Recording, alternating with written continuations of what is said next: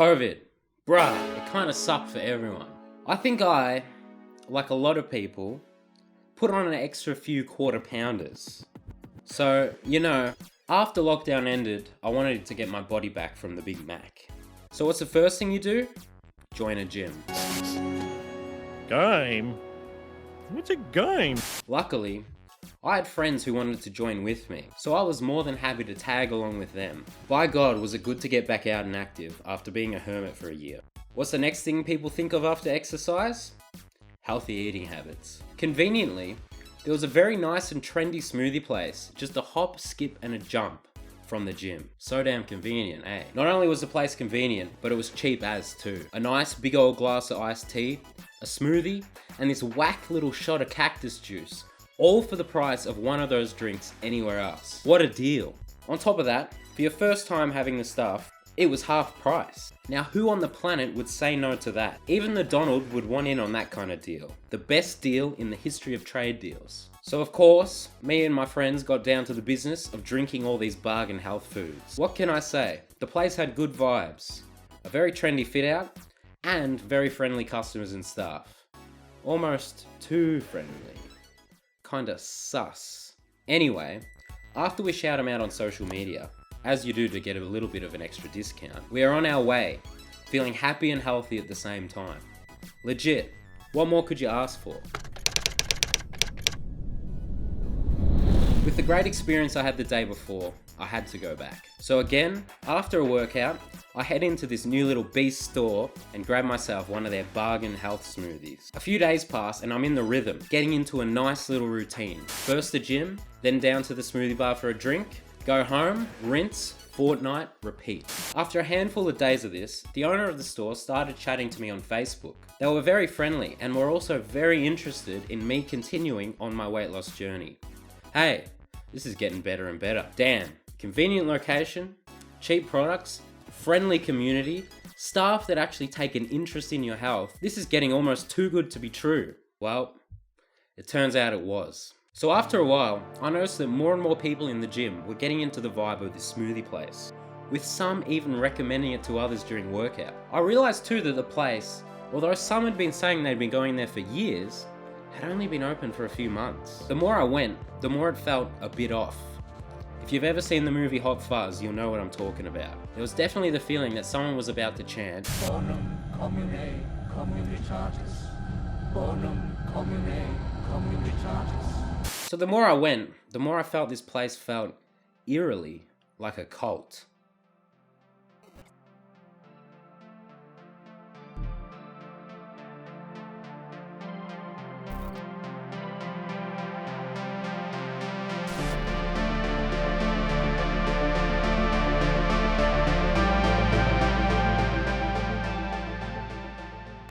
Cults, they come in many different shapes and sizes, and on top of that, they've been around for almost as long as people have been able to organise into groups. Cults themselves really began to manifest themselves when early forms of religion started to emerge. Early forms of cults were really not that different from early forms of religions, and most religions were originally a cult that grew to encompass a society as a whole. However, over time, the word itself began to be used to describe an excessive devotion to a faith, deity, person, or organization. In modern times, the meaning and implications of cults has shifted to describe organizations that prey on the vulnerable and separate their members from the rest of society. Cults do this by requiring a very high level of commitment and energy from its members, making sure they have to spend as much of their time and energy into following the organization as possible. Modern cults also try to maintain a very rigid hierarchical structure in order to separate newer members from the inner workings of the cult itself. Classic divide and conquer right there. They also usually claim to provide some secret to the answer of life, the universe, and everything, usually taking parts of different traditions such as established religion, science, or even Eastern philosophy to do so. Of course, you can't actually learn their always nonsense answers to life's most unanswerable questions, or the major keys to success, until you devote a certain amount of time, effort, and money into the organization.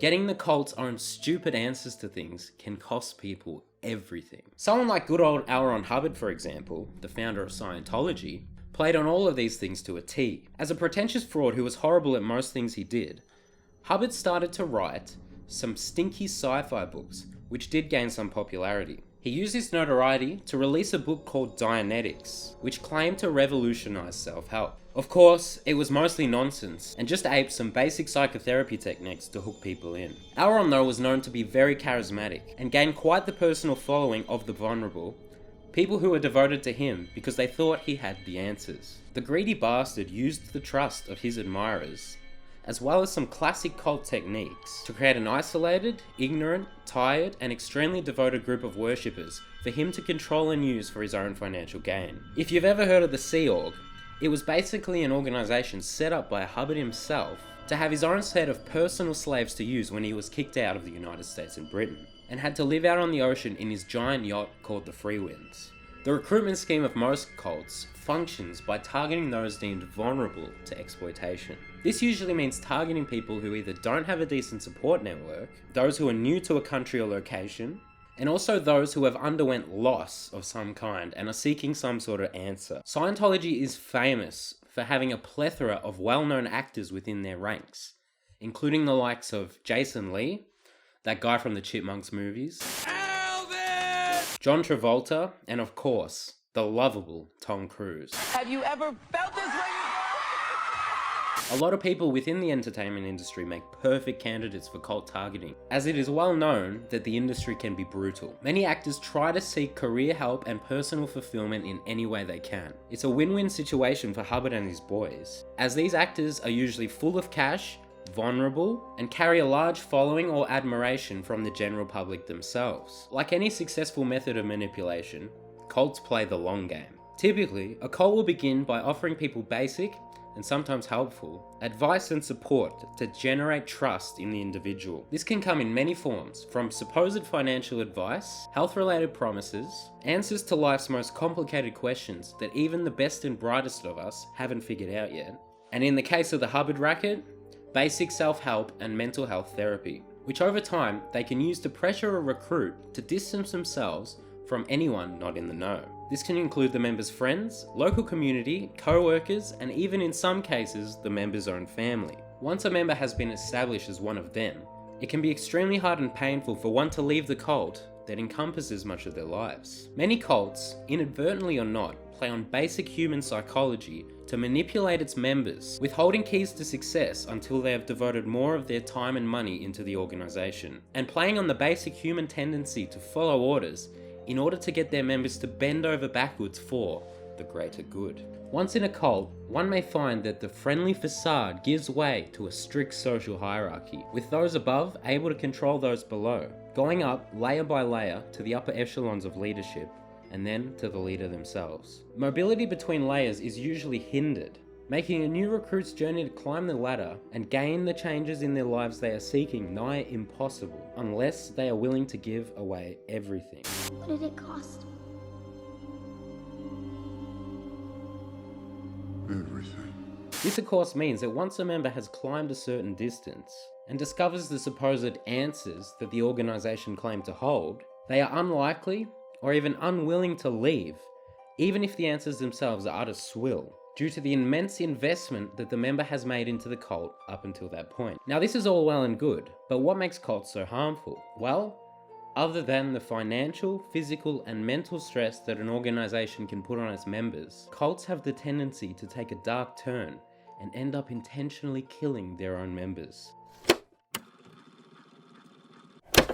Jim Jones, the coked-up sex fiend, narcissistic reverend of his own cult, the People's Temple, a cult focusing and capitalizing on the growing socialist movement in the USA during the civil rights era of the 60s, moved its entire cult to Guyana in South America, just west of their city of Georgetown, in a commune he spent several years building before the move, which he named Jonestown, because of course he did. The reason for the move was due to increasing public outcry and media scrutiny regarding the People's Temple in San Francisco. After journalist Marshall Kilduff released an expose regarding the cult in 1977, Jumpy Jim decided to take all his members and move them to his new town in order to keep exploiting them in peace. However, less than a year later, in November 1977, who came knocking on his new commune? but the federal congressman for California, Leo Ryan, wanting to find out the truth of the shady cult. Jones held a reception for the unwanted guests, and when things turned south and the congressman wanted to leave in a hurry with what he'd found, along with 15 members of the cult, only 3 days later, Jim gave the orders to shoot and kill the fleeing envoy as they were boarding the plane home. This led to the death of Congressman Ryan and 4 others with him, with many injuries to boot. After realizing the implications of what he'd done, Jones held a sermon in his commune pavilion that night, surrounded by armed guards, and gave everyone cyanide-laced Kool-Aid, a flavoured, mostly harmless drink on its own. Recordings are available where you can hear Jones pleading to his wife Marceline, saying, Mother, mother, mother, mother, mother, please. Mother, please, please, please, don't do this, don't do this. trying to persuade her to not make a fuss about the heinous acts he was about to do. In the end, he succeeded, and 909 members of his cult died that day, including Jim Jones himself intentionally by shooting himself in the head because he knew cyanide was a very painful way to go. 304 children were included in those members that died. At least we got the term drank the Kool-Aid from it. Kinda an omen for what can happen when charismatic leaders go a bit too far, with followers who trust them with their own lives.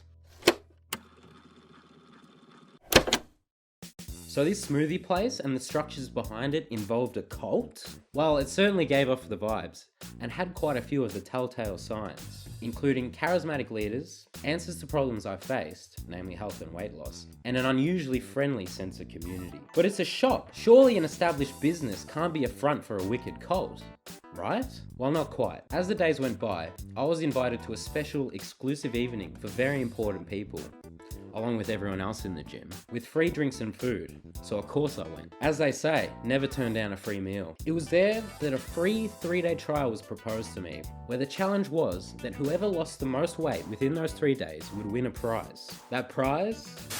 Money! The miser that I am loved this idea, and I promptly signed myself up. I got a package with shakes and drinks to cover the 3 days, in a case just like this one. At this point, I was a bit suspicious of the cultish vibes I was getting, and I'd never heard of this Herbalife thing before. There was plastered all over the case and the packets for all the drinks. So I did a little digging, and hey, word on the street was that this Herbalife thing was a little bit of a pyramid scheme. After a bit more digging, I found out that it was actually in the family of businesses like the classic Tupperware, a corporation known as an MLM, or multi-level marketing scheme. See, pyramid schemes are a false promise to get rich quick and are illegal in most places. But MLMs are not. So what's the deal with that? What's the deal with airplane peanuts? What's the deal with lampshade? What's the deal with politics? Alright, so the first kind of get-rich-quick scheme involving recruiting new people was known as a Ponzi scheme. According to the United States Securities and Exchange Commission, quote, "A Ponzi scheme is an investment fraud that pays existing investors with funds collected from new investors. Ponzi schemes are named after Charles Ponzi. In the 1920s, Ponzi promised investors a 50% return within a few months for what he claimed was an investment in international mail coupons. Ponzi used funds from new investors to pay fake returns to earlier investors. A pyramid scheme takes this basic idea of recruiting new members and embiggens it by literally forming a pyramid-shaped hierarchy around the idea. Usually, how it goes is that a person in a pyramid scheme will pay an amount of money to the scheme as an initial investment, and then they will get a cut of the investment from any members that they recruit themselves. As this continues down the line, each member in the levels above the initial investor will get a cut of their investment. Mathematically, this kind of scheme doesn't work at all. If we make a hypothetical pyramid scheme in which each investor must recruit 3 members to make a return on their initial investment, then, beginning with one founder, we can use the following sum equation to calculate how many people are required for any number of levels. 4 levels of this kind of strategy will lead to 40 people being involved in the scheme. If you continue this for only 22 levels, you end up with over 15 billion people. 15.96052 billion to be exact. That's almost double the entire population of Earth. So yeah, unless this scheme is hiring aliens, it's basically doomed to collapse. And that's what, historically, schemes like this tend to do. Ponzi started his scheme in December 1919, and by the middle of 1920, the whole thing collapsed. It's for this reason that pyramid and Ponzi schemes are illegal in most nations, and due to the basic logic they cannot work, they are considered a kind of fraud and are thus treated fairly harshly by most legal systems around the globe. So, with no real way to get rich quick using the old tricks in the book, the grifters that came after Charles Ponzi had to get a little creative. A few of these scummy geniuses took the basic idea of the pyramid scheme and added one element to evade the hammer of the law: products. You see, if the people a grifter recruited did the classic initial investment and tried to recruit people under them, but also sold a product, then it's technically not a pyramid scheme. The first iteration of this idea came in the form of Neutralite. In the case of Neutralite, a doctor of chemistry named Karl Renborg travelled to China in the late 1910s and discovered traditional Chinese herbal medicine. In the early 1930s, when he got back to the States, Karl used his chemical know-how to develop early forms of vitamin products from the Chinese herbs and spices he previously found, which he sold under the brand name Neutralite. However, due to a little economic hiccup known as the Great Depression, Karl decided to use a little bit of ancient Egyptian construction techniques to create what we now know as MLMs, or multi-level marketing. It used the structure of a pyramid scheme in conjunction with a product that members would sell directly to the public. This thing took off quickly, and it's actually still around today, bought by another MLM called Amway, which was founded by people who used to be part of Neutralite in the late 1940s. After this, other grifters followed suit, and soon there were many multi-level marketing schemes appearing everywhere. If you've ever used Tupperware, that was an MLM started in 1946. By the 70s, there were MLM forms of almost anything you could want, from health products to cosmetics to plastic tubs you put leftover food into. The US Federal Trade Commission tried to crack down on them at this point, but because they technically didn't rely solely on recruitment, they got away with it. Okay, so now we come to what the heck Herbalife is, and where the heck did it come from. It's a matter of fact that Herbalife was founded by one Mark Stewart Hughes. But who the heck was he? Well, to begin this tale, we need to go back to the mid-20th century. According to Mark himself, he was brought up in the slum-like streets of a Latino neighborhood called La Miranda in southeastern Los Angeles. He claims his mother and him relied on welfare to survive, during which time his mother suffered from obesity and tension, basically anxiety. He says that she would consume copious amounts of amphetamines and sleeping pills in order to lose weight and deal with her anxiety. He claimed that, quote, "My mum was always going out trying some kind of funny fad diet as I was growing up, and that she went to a doctor and he prescribed her Dexamyl, a form of speed or amphetamine." Suffering himself from his poor circumstances and mother's issues, Mark dropped out of school in grade 9 and subsequently became what he described himself as a little delinquent who got in trouble with the law due to his drug habits. When speaking about his life, Hughes would always be able to bring up a tear as he said, quote, "I was 19 years old when my mother died from an overdose." The publication Network Marketing Lifestyle stated in 1999, after an interview with Hughes, that Mark used his tragedy to develop an organization that would put the kind of information and safe, effective product his mother never had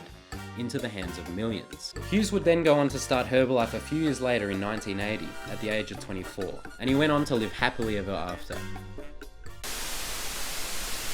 Has accused of being a pyramid scheme. They didn't shut the company down. But the thing does smell to me, I have to say.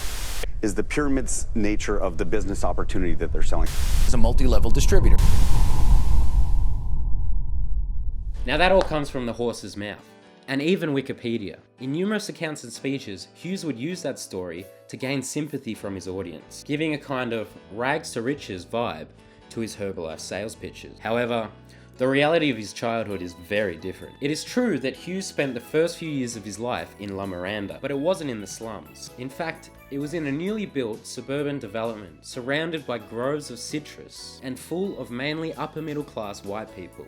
It was the stereotypical Californian image of a perfect neighborhood. Raised by both Joanne Hughes and Stuart Hartman describes young Mark as having a model early childhood, in which they had a housekeeper and a small yacht, which they would use on fishing trips to the picturesque Channel Islands National Park in California. Stewart, the husband, completely denies any weight issues Joanne might have had, as Mark would go on to claim as an adult, but she did have an addiction to pills. Not to amphetamines, used to treat weight loss at the time, but to opiates, namely Percodan, now known as oxycodone, and another one called Darvin. Stewart states, quote, "She used the pills in combination to prolong the high." According to her husband, during the 60s, Joanne took $2,000 a year worth of opiate pills. That's equivalent to about 20,000 big bucks in today's money. So yeah, the addiction was definitely big if true. She moved back to La Miranda to live with her parents, along with Mark. It was at this point that Mark was, in fact, beginning to develop a drug and alcohol addiction. After getting busted by the cops a few times with his drugs, Mark was sent to a rehabilitation institute known as CIDU, a center in California focusing on the treatment of troubled teens. Michael Rosen was a former staff member at CIDU.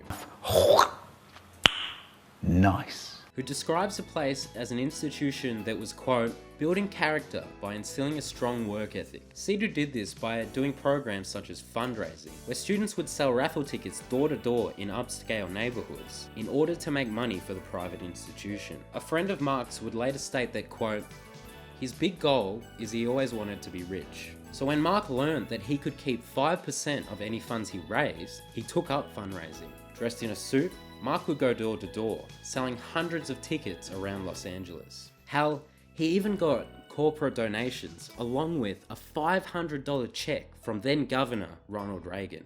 Mark became a star and found his calling as a salesman. Michael Rosen, the staff member there, explained that Mark would pitch people his own story to drum up sympathy for donations, and that as a fundraiser for CIDU, you would, quote, talk about who you are, who you've become. You try to inspire others.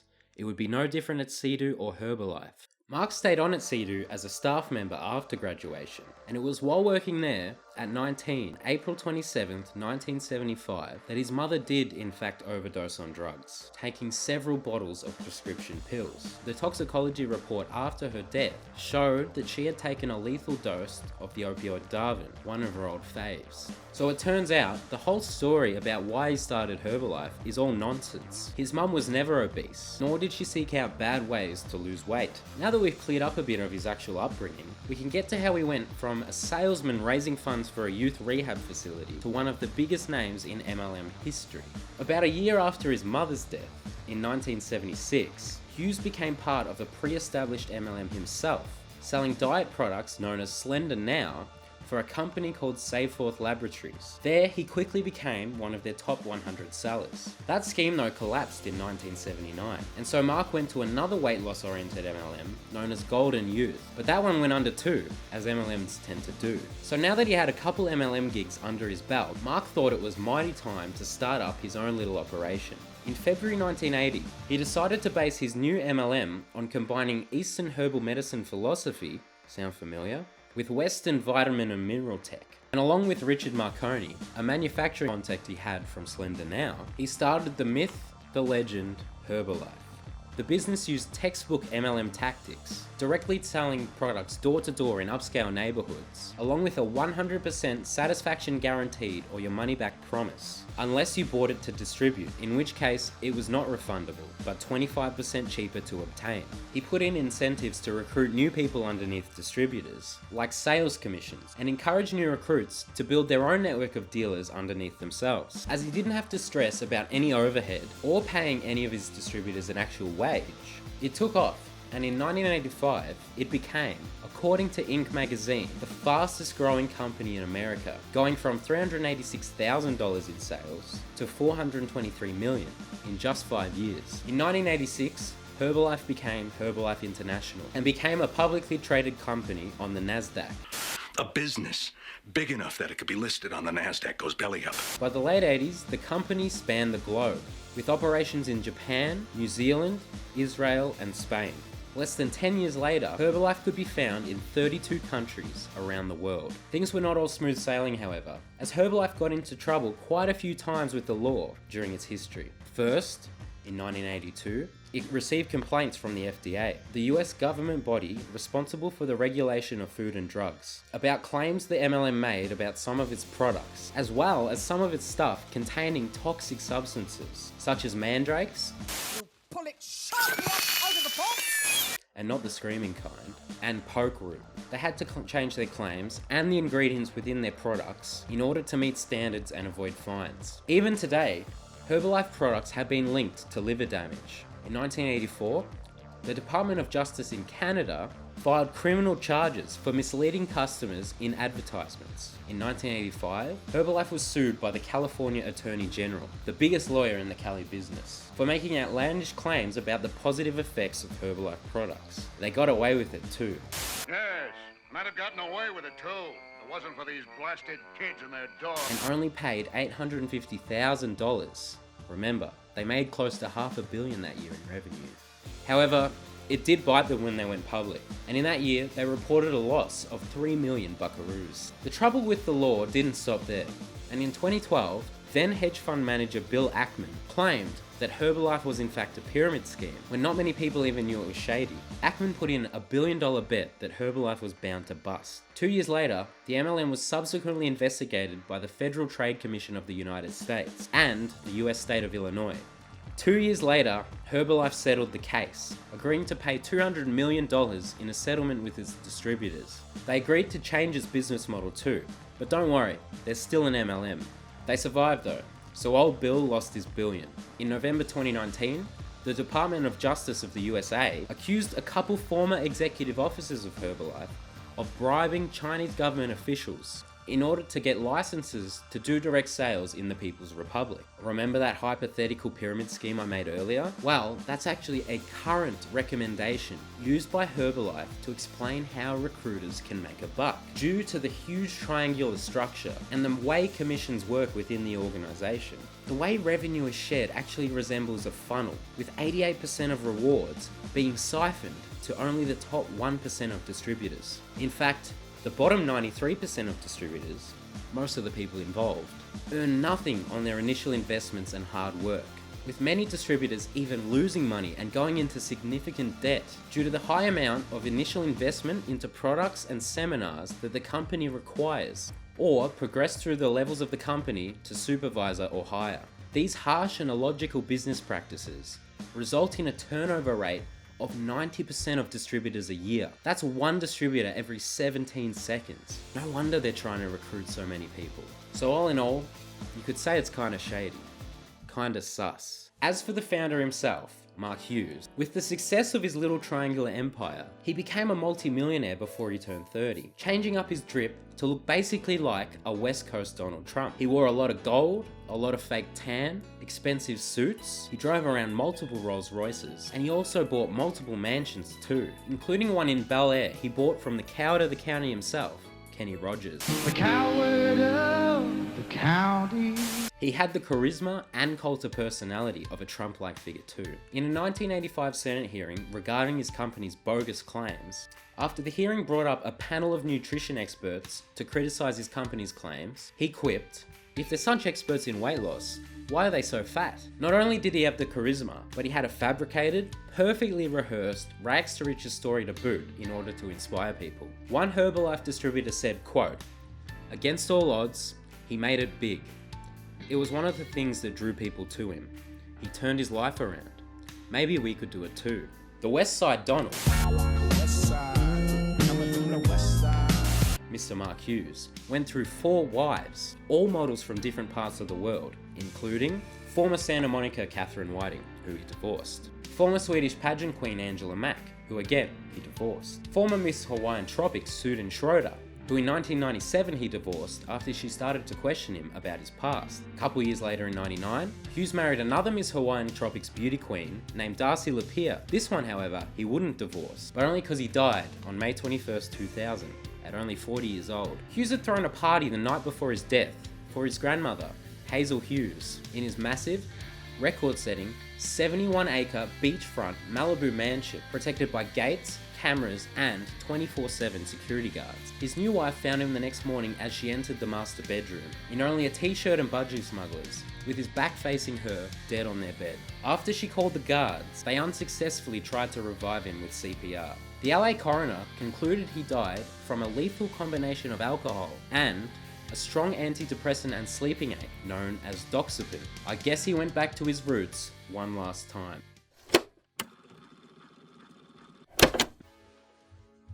Well, we've learned a lot, haven't we? Kinda scary that grifters like these are still a massive issue. The things these corporations do is truly... It's almost frightening.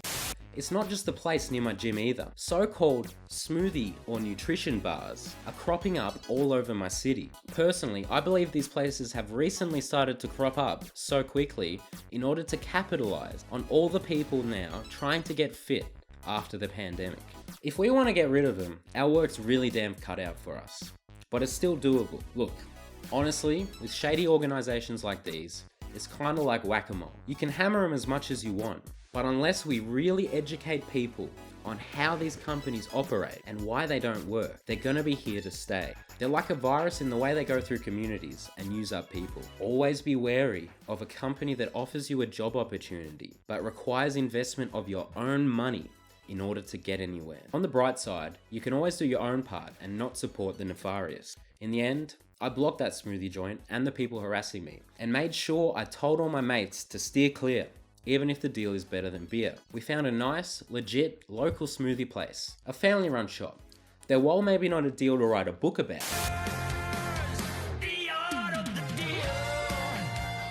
it's hella good, and good for you too, and the community you live in. So, you may find yourself going through a similar situation to me.